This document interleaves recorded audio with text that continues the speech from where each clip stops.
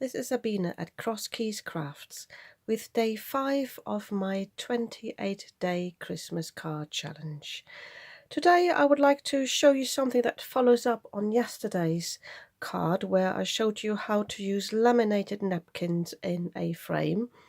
We've got something similar today, as in a laminated napkin in a frame, but this one's special because you can do this.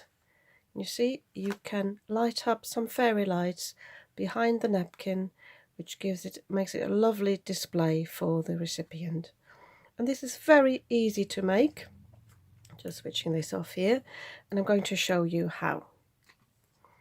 All you need is one piece of cardstock. I've used this one from the Works, which is 200 GSM. Ideally you have something slightly thicker, but I couldn't find anything in a colour. I wanted some dark blue, but I couldn't find any in my stash, so I just used what I had, and I thought the black one would really go nicely with this napkin. And you need to cut a piece which is 8 1/4 by 6 1/4. If you use the A4 sheets, you already have this width, so all you need is to cut it down. And then you need to score it on all right edges, and I've already done this and prepared this, at 1 1/2 and 3/4. And you just turn it round in your scoreboard and do this all the way around.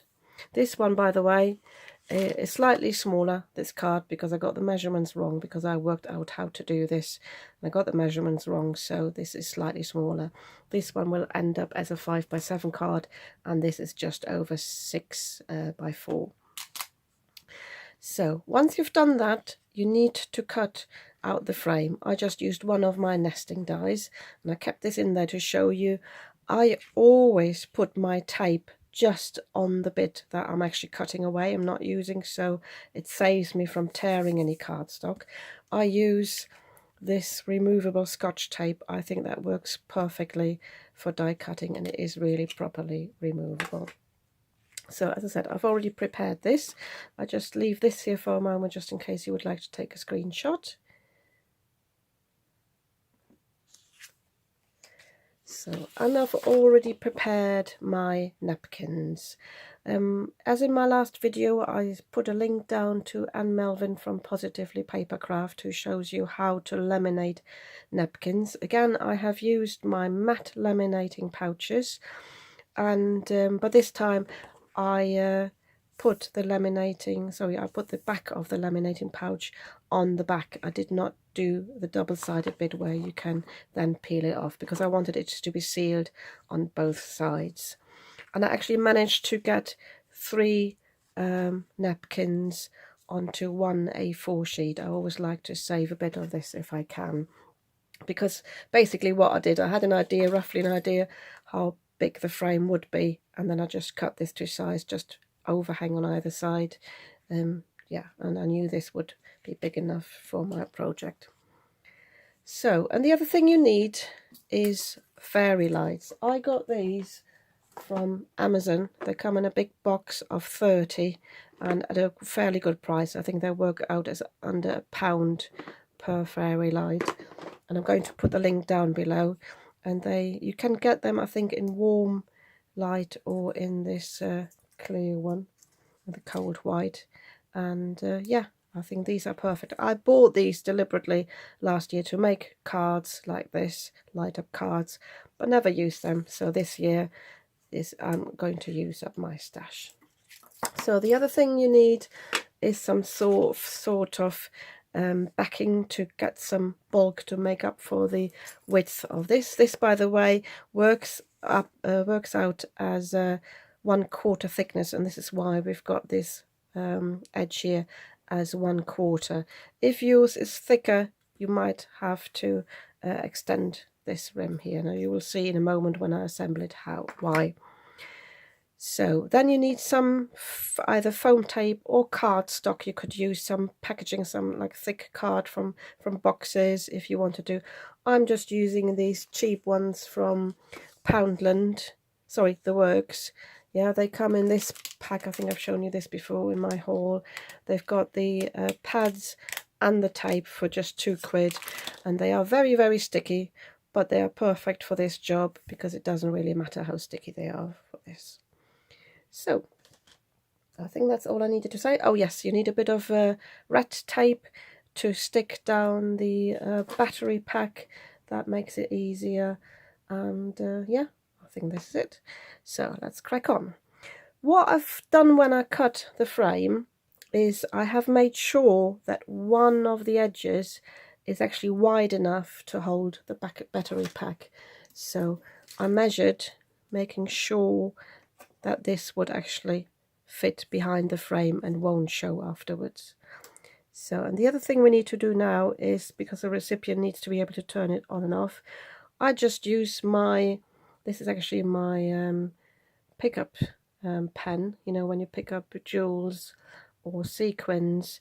This is perfect because it is wide, and I just mark here on the 3/4 edge where my switch is, just there.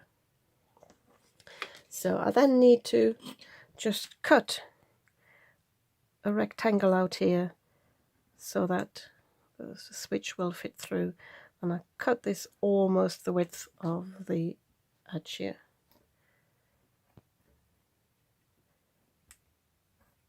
There we go. Doesn't have to be perfect because you won't really see it. So now we need to cut away these corners.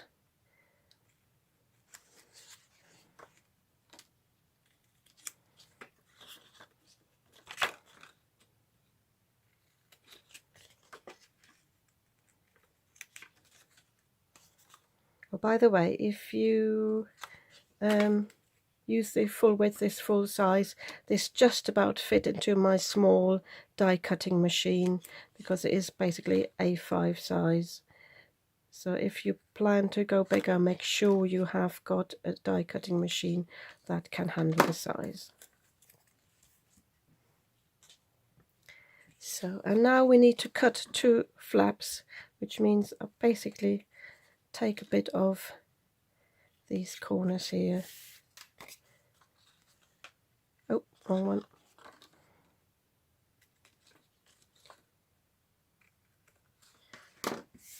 There we go. So now we need to fold and burnish all these, and I'm going to speed this up for the video.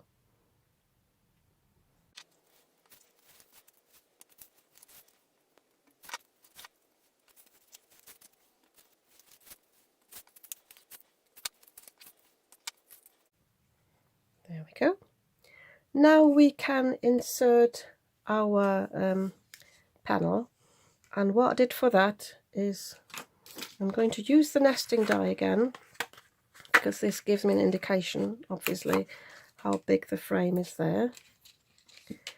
And I'm going to choose where I want, or which part of the napkin I want. I'm going to mark this. So don't cut it all the way down because you want a bit of the edge obviously to overhang and to glue on, but it just gives me a rough idea how to cut this out.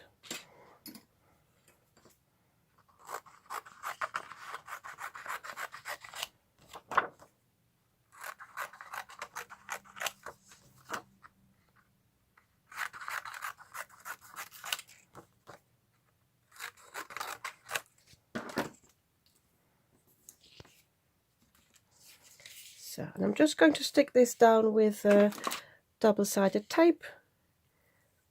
Any tape is fine. You can even use some collal glue, but I think the advantage of the tape is it's just quicker because you don't have any drying time. And again, I'm going to speed this up for the video.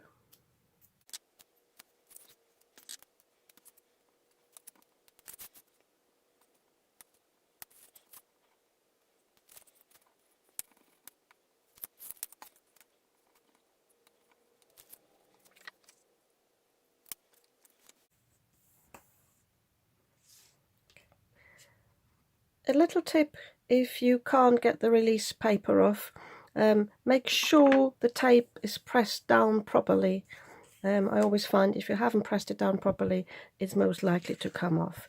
And you see, like here, I missed a bit of a corner here. I can just go across with another piece of tape, or I could use some sellotape just to make sure this is stuck down. It doesn't have to be perfect because this will all disappear behind the frame. So now we're going to put the battery pack in place, and the way I've done it is I've bent this up a bit. It's important that you get as close to the edge here as you can, because you want to be able to fully operate the switch. So, and all I did there, I taped it down with a bit of red tape.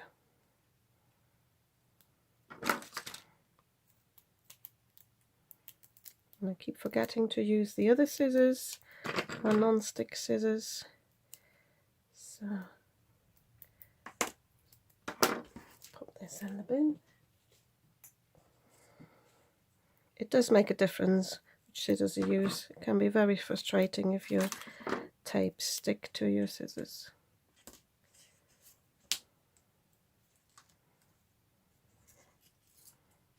So as I said, get it as close as possible.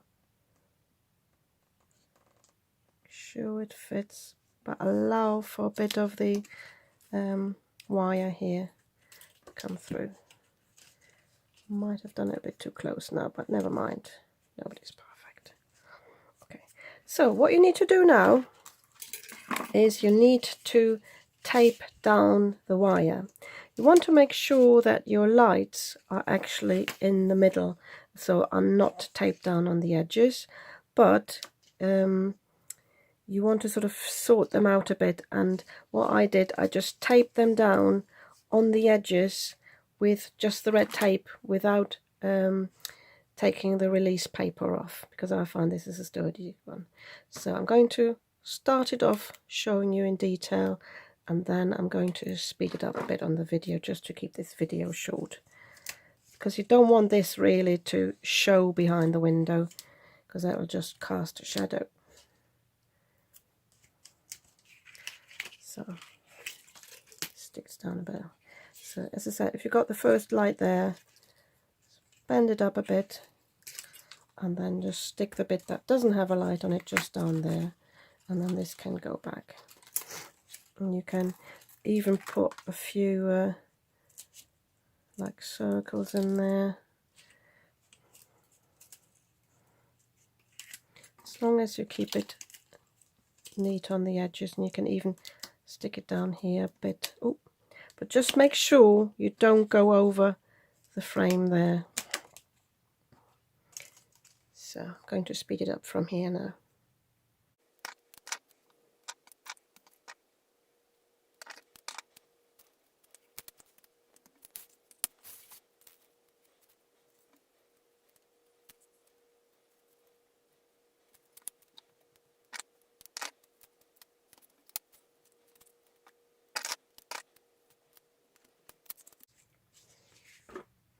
So as you can see, this is now all in place. Never mind about these being a bit loose, because they'll be really stuck down once we put this on the card panel. So what's left to do now is we need to make up for the bulk of the battery pack by putting the foam rectangles, the foam pads, all the way around on the actual frame here. If you use different kinds or different brands of tape, because you obviously have got a smaller frame than you have down there, make sure they get up to the right, so to the same depth. With these, I'm just going to cut them down a bit to allow for the width here, because these are just about a bit too wide. And I give you another little tip from saving you stacking these up individually. You can just peel the whole bit off, take the whole lot and stick it onto the next row, because you don't need to take the release papers off. Just take them off as they are. So they are a bit cheap, so they are a bit tricky. Just pop it down on this one neatly, and then do the same again, because you with these, with the depth of mine, I need 3 stacked on each other. There you go, and they've got the depth, and all I need to do now is just take them off like this. I'm leaving out this bit where I've got the thick cable here, but I'm starting putting them around here. Oh, you might find they come off again, but it doesn't really matter. So again, I'm going to speed this up, and again you will see me cut them apart, cut them into half for the top bit.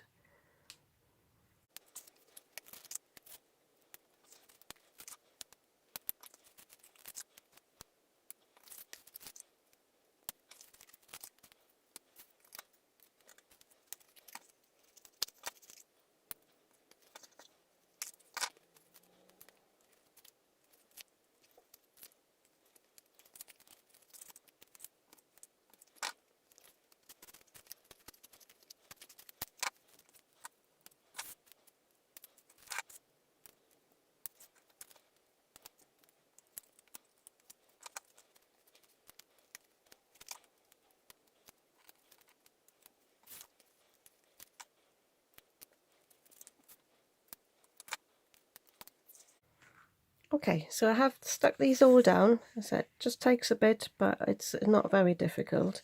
Don't know if you could see this. When you cut these into half, make sure you keep them on the release paper, because that makes it really less sticky. If once you peel them off, they just get way too sticky, especially this brand. So now I'm just going to take all these off, and I'm going to fold over the edges. I'm going to do the long sides first, and then these where I have cut the little flaps. So again, I'm going to speed this up to keep the video short.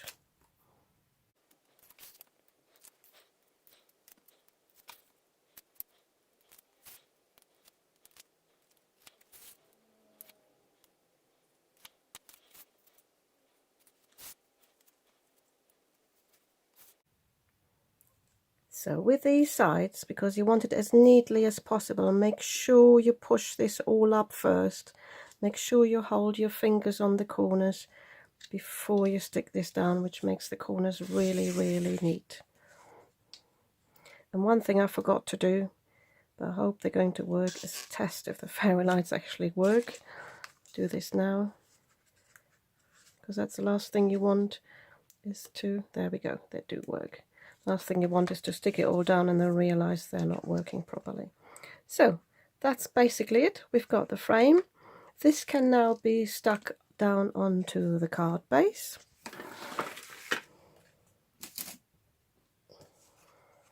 As I always buy these 5x7 cards at the works. So make sure it fits. It does with the new measurements. So I'm just going to stick this down with, now I'll tell you what, I use the wet glue, the collal glue. I did that on the other card as well, because that gives you a bit of wriggle room to make it even on either edge.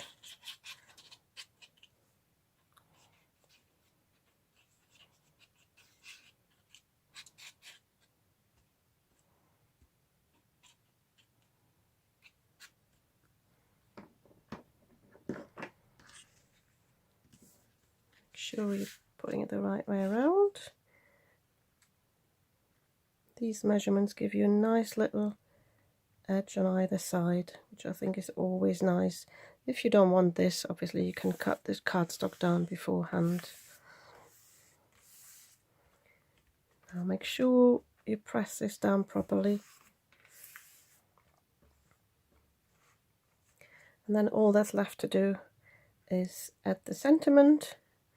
I've chosen a German sentiment here because this will go to my German family or friends, but for this one I chose Christmas wishes, and I kept it plain. You've got options obviously to heat emboss sentiment and stick it on there, but because the card is rather plain as in motif, it's nothing glossy there except obviously for the lovely shining lights.